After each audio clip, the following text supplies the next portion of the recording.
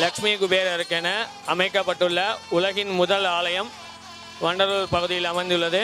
Happy man லாஃபிங் Buddha என்று அழைக்கப்படக்கூடிய சீன அதிர்ஷ்ட குபேரரை வழிபடுவதன் மூலம் தங்களுக்கு அங்கு சீன அதிர்ஷ்ட நாணயம், சீன அதிர்ஷ்ட குபேரரின் புகைப்படம் வழங்கப்படும். அந்த சீன அதிர்ஷ்ட நாணயத்தினை குபேர பகவான் அமர்ந்திருக்கும் குபேர பகவான் இடது கையில் வைத்துவிட்டு அதன் பிறகு அவருடைய வயிற்று பகுதியை தடவி கொடுத்து அவரை சந்தோஷத்தை ஏற்படுத்தினால் நிச்சயம் அவரும் நமக்கு சந்தோஷமான செய்திகளை கொடுப்பார் என்பது ஐதீகம்.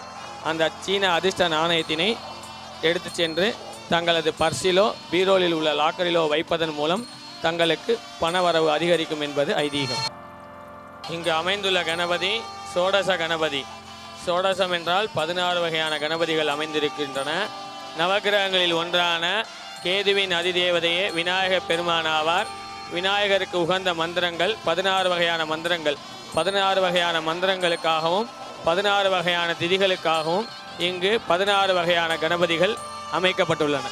விநாயக பெருமானுக்கு உகந்தது அருகம்புல். அருகம்புல்லை விநாயகர் பெருமானுக்கு செலுத்துவதன் மூலம் தங்களுக்கு விநாயகர் பெருமானின் அருள் பரிபூர்ணமாக கிட்டும்.